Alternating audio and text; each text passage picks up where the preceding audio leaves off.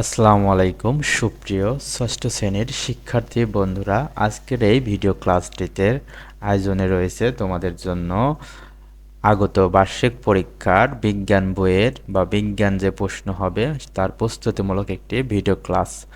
সাথে তোমরা দেখতে পাবে মানবন্টন প্লাস প্রশ্ন সাজেশনমূলক ভিডিও ক্লাস। তো প্রথমেই চলো দেখে নেওয়া যাক একটু মানবন্টন কিভাবে প্রশ্ন আসবে। তো তোমাদের যে অধ্যায়গুলো রয়েছে সেটা এখানে দেখা যাচ্ছে। দেখো, 1 নম্বরে রয়েছে আকাশ কত বড়। অধ্যায় 2 পৃথিবী ও মহাবিশ্ব অনুসন্ধানী পাঠ, তোমাদের যে বইটা রয়েছে সেখানে কত পৃষ্ঠা পড়বে এখানে লেখা আছে। এরপরে 2 নাম্বার আমাদের জীবনে বিজ্ঞান ও প্রযুক্তি, অধ্যায় 1, এখান থেকে 1 থেকে 14 পেজ। এরপর রয়েছে গতির খেলা, অধ্যায় 3 এবং অধ্যায় 9। এরপর রয়েছে রোদ জল ও বৃষ্টি, অধ্যায় 7, পৃষ্ঠা নাম্বার দেওয়া আছে। দেখো, রান্নাঘরের ল্যাবরেটরি, অধ্যায় 4 এর কত পৃষ্ঠা পড়বে এখানে দেখা আছে। এরপর এত পৃষ্ঠা। এরপরে 6 আমাদের যারা প্রতিবেশী, এই উদ্ভিদ পানি ও অনুজীব, পৃষ্ঠা 54 থেকে 65। এরপরে 7 নানা কাজে, অধ্যায় 9 বল ও শক্তি, 92 থেকে 96 পেজ। এখন তোমাদের মধ্যে অনেকেরই প্রশ্ন, স্যার, যে এই এতগুলো অধ্যায় সব কি আমাদের পড়তে হবে? অবশ্যই না। তোমাদের স্কুলের স্যারেরা যতটুকু অধ্যায় শেষ করতে পারবে, যদি সবগুলো শেষ করতে পারে তো সবগুলাই পড়তে হবে। যদি অর্ধেক শেষ করে অর্ধেক, মানে 7টার মধ্যে যদি 5টা শেষ করে তবে 5টা। তো প্রশ্ন হবে টোটাল 100 নম্বরের, যেখানে 70% সামষ্টিক মূল্যায়নের অংশ। তোমাদের এখান থেকে প্রশ্ন করা হবে। তো প্রশ্নের চলো এবার দেখে নেওয়া যাক একটু মান বন্টনগুলা। তো তোমাদের শিক্ষণকালীন একটি মূল্যায়ন যেখানে 30% রাখা হয়েছে, সামষ্টিক মূল্যায়ন রাখা হয়েছে 70%। তো তোমাদের যে সিলেবাস, এখান থেকে তোমাদের এই যে এটা হবে তোমাদের শিক্ষণকালীন মূল্যায়ন, প্রশ্নের ধারা ও মান বন্টন নির্দেশনা দেওয়া আছে এখানে। ভিডিওটি পজ করে একটু পড়ে নেবে। এরপরে দেখো দ্বিতীয় 10 মার্ক 10 মার্ক 10 মার্ক করে টোটাল 30 মার্ক দেওয়া আছে তোমাদের শিক্ষণকালীন মূল্যায়ন। এটা বার্ষিক পরীক্ষার আগেই তোমাদের শ্রেণী শিক্ষক যিনি যে সাবজেক্ট পড়ান সেই বিষয়ের সামষ্টিক মূল্যায়ন একটি অ্যাসাইনমেন্ট আকারে লিখে তোমার কাছ থেকে জমা নিয়ে নেবে। এরপরে বার্ষিক পরীক্ষায় তোমাদের যে প্রশ্নের মান বন্টন হবে, যেখানে তোমাকে খাতায় 100 নম্বরের পরীক্ষা দিতে হবে। চলো দেখে নেই এবার তার মান বন্টন। তো সেখানে রয়েছে সামষ্টিক মূল্যায়ন, যেটার নাম বলা হবে। সেখানে তোমাদের নৈর্ব্যক্তিক প্রশ্ন আসবে, যেখানে বহু নির্বাচনী অর্থাৎ সঠিক উত্তর বাছাই প্রশ্ন থাকবে 15টি, তোমাকে উত্তরও দিতে হবে 15টি। প্রত্যেকটি প্রশ্নের মার্ক হচ্ছে 1 করে, টোটাল 15 নম্বর। এরপরে সেই বহু নৈর্ব্যক্তিক অংশেরই এক কথায় উত্তর থাকবে, সেখানে 10টি প্রশ্ন থাকবে, তোমাকে 10টি প্রশ্নেরই উত্তর দিতে হবে। প্রতিটি প্রশ্নের নম্বর বা মান থাকবে 1, টোটাল এখানে পেয়ে যাবে 10। এরপরে সংক্ষিপ্ত উত্তর প্রশ্ন থাকবে 10, উত্তরও দিতে হবে 10টি, উত্তরও দিতে হবে 10টি। প্রত্যেকটি প্রশ্নের 2 নম্বর করে পাবা, টোটাল মার্ক হচ্ছে 20। এরপরে তোমার জন্য থাকবে রচনামূলক প্রশ্ন, যেটা দৃশ্যপটবিহীন অর্থাৎ উদ্দীপক থাকবে না। টোটাল 5টি প্রশ্ন থাকবে, তুমি বাছাই করে যে 3টা ভালো পারবা সেগুলো অ্যান্সার দিবা। তো এখানে তুমি প্রত্যেকটি প্রশ্নের জন্য পেয়ে যাবে 5 করে, টোটাল 3 5 15 নম্বর। এরপরে থাকবে রচনামূলক প্রশ্ন, যেখানে দৃশ্যপট নির্ভর অর্থাৎ তোমাকে একটা উদ্দীপক জুড়ে দেবে, তার নিচে প্রশ্ন থাকবে। সেখান থেকে প্রশ্ন আসবে পরীক্ষায় 7টি, তোমাকে দিতে হবে 8টি, সরি 5টি। এবং এই প্রত্যেকটি প্রশ্নের জন্য তুমি পেয়ে যাবে 8 নম্বর করে, 5 8টা 40 নম্বর। এখান থেকে টোটাল তোমার 100 নম্বর। এটা হবে সামষ্টিক বা বার্ষিক পরীক্ষার প্রশ্ন। তো এই প্রশ্নগুলার ধরন কেমন হবে সেটির জন্য এনসিটিভি কর্তৃক একটি নমুনা প্রশ্ন দেওয়া হয়েছে। আজকে আমরা নমুনা প্রশ্নের 1 নম্বরটি সলভ করে দিব এবং তোমরা দেখতে থাকো ধারাবাহিকভাবে। এবং আগামীতে এই নমুনা প্রশ্নের বাইরে যে কিছু পড়তে হবে সেগুলো ধারাবাহিকভাবে সাজেশন ক্লাস এই চ্যানেলে পেয়ে যাবে। তো আপাতত আজকের ক্লাসটিতে নমুনা যে প্রশ্নটি আছে এটা তোমরা দেখো, এখান থেকে 2-1টি প্রশ্ন চলেও আসতে পারে তোমাদের বার্ষিক পরীক্ষায়, তো দেখে রাখা সবচাইতে নিরাপদ। তো চলো দেখে নেওয়া যাক। তো এনসিটিভি কর্তৃক প্রণীত যে নমুনা প্রশ্ন সেইটার 1 নম্বরে রয়েছে তোমাদের সঠিক উত্তর চিহ্নিত করে খাতায় লেখো। তোমাকে এই প্রশ্নগুলা 1 থেকে 15টি প্রশ্ন দেওয়া আছে। ক খ গ ঘ এই আকারে এখান থেকে তোমাকে যে সঠিক উত্তর হবে সেটা লিখতে হবে খাতায়। তো 1 নম্বর যে প্রশ্ন চলো দেখে নেওয়া যাক যে কোন উদ্ভিদটি গুল্ম জাতীয়। তো আমরা জানি গুল্ম জাতীয় এখানে যে কয়টি উদ্ভিদের নাম দেওয়া আছে এর মধ্যে গুল্ম জাতীয় উদ্ভিদটি হচ্ছে কামেডি। এরপরে 2 নম্বর প্রশ্ন যেটি তোমাদেরকে ব্যাটারি 2 নম্বর প্রশ্নটি বলতেছে যে ব্যাটারিতে শক্তি হিসেবে জমা থাকে কোনটি? রাসায়নিক শক্তি, তড়িৎ শক্তি, চৌম্বক শক্তি না নিউক্লিয়ার শক্তি? তো আমরা জানি ব্যাটারিতে শক্তি হিসেবে জমা থাকে রাসায়নিক শক্তি। এরপরে 3 নাম্বার যে প্রশ্নটি আছে বৃষ্টি পরিমাপক যন্ত্র কোনটি? বৃষ্টি পরিমাপক যন্ত্রটি হবে রেইন গেজ। তোমরা মনে রাখবা বৃষ্টি পরিমাপক যন্ত্রটি হচ্ছে রেইন গেজ।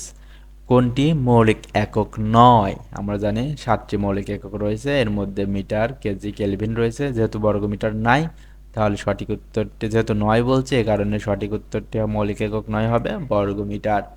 এবার 5 নম্বর প্রশ্নটিতে দেখো একটা চিত্র দেওয়া আছে এবং বলছে উপরের চিত্রটি কোন নক্ষত্র মণ্ডলের? তোমাদের পাঠ্য বইয়ে যে একটা ছবি দেওয়া আছে সেখান থেকে তোমরা পড়ে আসছো বা পড়বা। এই চিত্রটি হচ্ছে ক নাম্বার উরসা মেজর।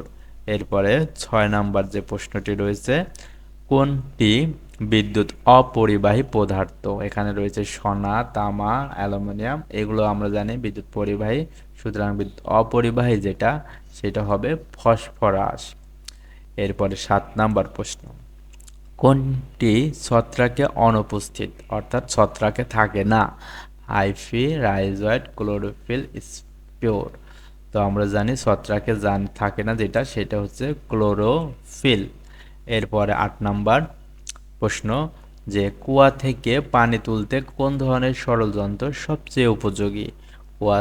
কুয়া থেকে পানি তুলতে সবচেয়ে উপযোগী যন্ত্রের নাম হচ্ছে কপিকল।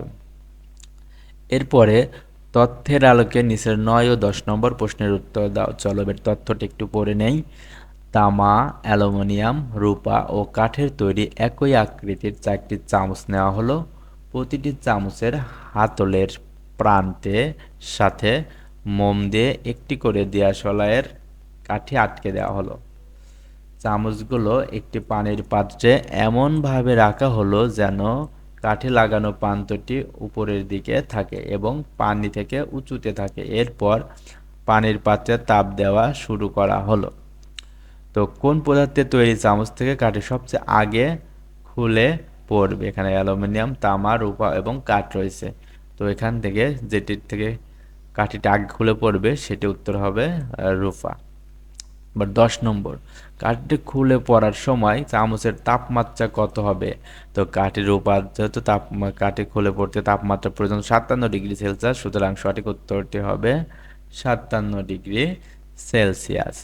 এরপরে তোমাদের প্রশ্ন রয়েছে যে একটি 2 কেজি ভরের একটি বস্তু 3 মিটার পার সেকেন্ড বেগে গতিশীল হলে বস্তুটির গতিশক্তি কত? এটা একটা অঙ্ক রিলেটেড বা গণিত রিলেটেড প্রশ্ন। তো এখানে তোমাকে একটু হিসাব করে বলতে হবে। তো এখানে আমরা জানি গতিশক্তির সূত্র হচ্ছে হাফ এম ভি স্কোয়ার। তো তোমাকে এখন হিসাব করতে দেখাইতে হবে যে এখানে যেহেতু আমাদের প্রথমে কোথায় করা যায়, এখানে আমরা একটু করি যে হাফ গুণন এম, এখানে কেজি যেটা ভর দেয়া আছে এটা হচ্ছে এম, তাহলে এখানে হবে 2 হাফ এম এবং ভি স্কোয়ার। ভি কত? বেগটা হচ্ছে বেগকে ভি দ্বারা প্রকাশ করা যেটা হচ্ছে 3, সেই আমরা লিখলাম 3 এবং ভি স্কোয়ার আছে সূত্রে তাই হবে স্কোয়ার। তাহলে সূত্র হচ্ছে হাফ এম ভি স্কোয়ার, মানে প্রথমে হাফ দিবা, এবার গুণন দিয়ে ভরের মানটা দিবা, এরপরে বেগের মানের উপরে স্কোয়ার। এখন দেখো এই 2 এবং এই 2 কাটা যাচ্ছে, থাকতেছে 3-এর উপর স্কোয়ার, আর আমরা জানি 3-কে স্কোয়ার করলে কত হয়? 9। তো সঠিক উত্তর হবে তোমাদের 9। সঠিক উত্তর কত হবে? 9। তো তোমরা আশা করি বুঝতে পারছো। এরপরে চলো দেখে নেওয়া যাক পরবর্তী প্রশ্নটি। 12 নম্বর একটি গাড়ি 1 মিনিটে 600 মিটার দূরত্ব অতিক্রম করলে তার বেগ কত? আমরা জানি যে কোনো বস্তুর বেগ ইকুয়াল টু অতিক্রান্ত দূরত্বকে সময় দ্বারা ভাগ করতে হবে। তাহলে এখানে দেখো যে অতিক্রান্ত দূরত্ব হচ্ছে তোমার 600 মিটার। এই 600কে আমরা যে সময় আছে মিনিট, সেটাকে সেকেন্ডে প্রকাশ করব। 1 মিনিট আমরা জানি কত, 1 মিনিট মানে 60 সেকেন্ড। তাহলে এটাকে আমরা 60 দ্বারা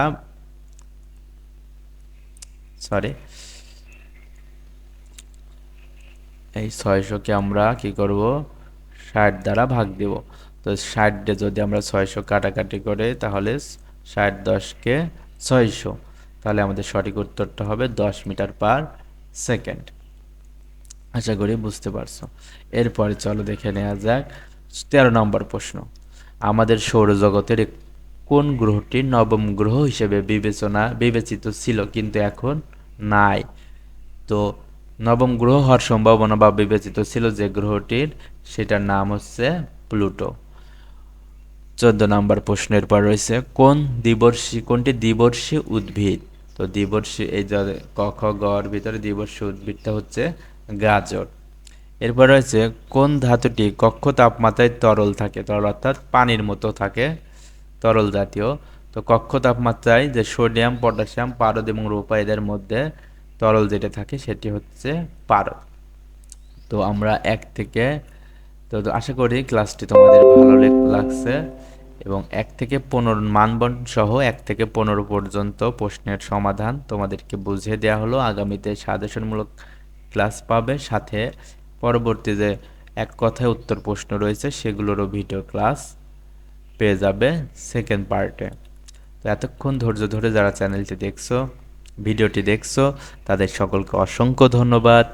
আমার চ্যানেলটির সাথেই থাকবা এবং নতুন নতুন সাজেশনমূলক ভিডিও পেয়ে যাবে। সব ক্লাসের ষষ্ঠ থেকে নবম শ্রেণী পর্যন্ত সকল বিষয়ের সাজেশনমূলক ক্লাস ধারাবাহিকভাবে এই চ্যানেলে আপলোড করা হবে। তো তোমরা অবশ্যই চ্যানেলটি সাবস্ক্রাইব করে রাখবা। সাবস্ক্রাইব করে রাখলে কি হয়, তোমাদের চ্যানেলে ইউটিউবে নোটিফিকেশন চলে যাবে। যখনই আমি ভিডিও দিব, সাথে সাথে তুমি ভিডিওটি দেখতে পাবে। তো ওকে, ধন্যবাদ।